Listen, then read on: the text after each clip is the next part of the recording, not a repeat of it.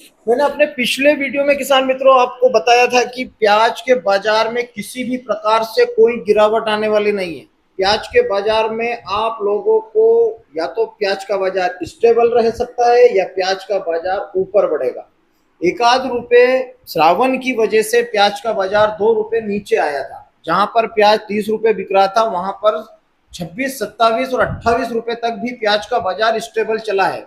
इतनी अफवाहों के बाद भी प्याज के बाजार में किसी प्रकार की गिरावट नहीं आई है। प्याज की उन्नत खेती यूट्यूब चैनल पर आप सभी मित्रों का स्वागत, वंदन, अभिनंदन। किसान मित्रों, मैं हूं आपका कृषक मित्र और आप बने हैं अपने यूट्यूब चैनल प्याज की उन्नत खेती पर।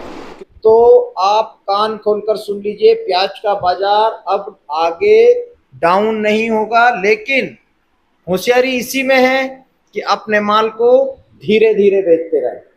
प्याज का बाजार बढ़ता रहेगा, अपने को माल को बेचते रहना है। माल को रोक के नहीं रखना है कि नहीं 50 रुपए किलो हो जाएगा उसी टाइम पे हम पूरा माल निकालेंगे। आप पूरा माल नहीं निकाल पाएंगे। 50 रुपए किलो भी यदि प्याज हो गया तो आप पूरा माल नहीं निकाल पाएंगे। मैंने अपने पिछले वीडियो में भी आप लोगों को यही बताया था कि अपने माल को धीरे धीरे ही बेचें। दूसरी बात, दक्षिण भारत की मांग, उत्तर भारत की मांग, पूरे ऑल इंडिया की मांग प्याज में बनने वाली है। आप लोग अपने प्याज को धीरे धीरे ही बेचें और अच्छा प्याज यदि आपका है, गोल्डन माल है, तो आप बिल्कुल रुक कर ही प्याज को बेचें मेरे आइडिया से। बाकी अपने परिवार की सहमति के साथ में काम करें, ज़्यादा से ज़्यादा विचार करें, उसके बाद ही प्याज का निर्णय लें बेचने का। यदि प्याज आपका गोल्डन है, यदि आपका प्याज कवरलेस है, प्याज में मिस्सी की शिकायत है, प्याज में सड़न की शिकायत है, तो आप अपने प्याज को मंडियों में ले जाकर बेच सकते हैं। प्याज का बाजार बहुत अच्छा चल रहा है। एवरेज मालों में हम लोगों को तेजी दिखाई दे रही है। एवरेज मालों में तेजी कब आती है? जब पूरे उत्तर भारत की मांग आती है, उस टाइम पे हम लोगों को एवरेज मालों में तेजी दिखाई देती है। गोल्टा गोल्टी मालों में तेजी कब दिखाई देती है? गोल्टा गोल्टी में तेजी जब बांग्लादेश की डिमांड बनती है, दक्षिण भारत की डिमांड बढ़ती है, उस समय हम लोगों को गोल्टा गोल्टी मालों में अच्छी तेजी, तूफानी तेजी देखने को मिलती है। इस समय पर गोल्टा गोल्टी में भी तेजी है, एवरेज मालों में भी तेजी है, यहाँ तक कि जो आपका खादू निकलता है जिसे हम चोपड़ा बोलते हैं, चोपड़ा मालों में भी तेजी है। यानी कि भारत में प्याज की फुल डिमांड है। मध्य प्रदेश में 25 से 30% माल जो बचा हुआ है वह बहुत मजबूत हाथों में। मंडी, इंदौर मंडी की जो आवक है वह 50-60 हजार कट्टे से ज्यादा नहीं जाना है, यह भी तय है।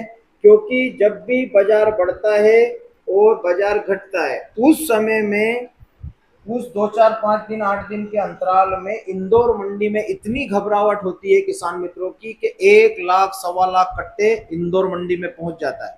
लेकिन इस बार आपको पूरा सीजन हो गया है। 70 हजार कट्टे से ऊपर की आमदनी, 80 हजार, 70 हजार, 80 हजार कट्टे से ऊपर की आमदनी हम लोगों को इंदौर मंडी में देखने को नहीं मिली है। लेकिन इस बार हुआ क्या है कि प्याज का बाजार शुरू से ही अच्छा था। पहले स्टॉक की, जब खेत में से आया, स्टॉक की लेवल ही बहुत शानदार रही। उसने बाजार को 16, 17, 18 और 19 रुपए तक करके रखा। फिर वहां से बाजार बढ़ा, 25 रुपए रुका। 25 रुपए से बाजार बढ़ा तो 33 रुपए पर बाजार रुका। फिर वहां से श्रावण की वजह से 2, 3, 4 रुपए का हम लोगों को प्याज के बाजार में नरमी दिखाई दी।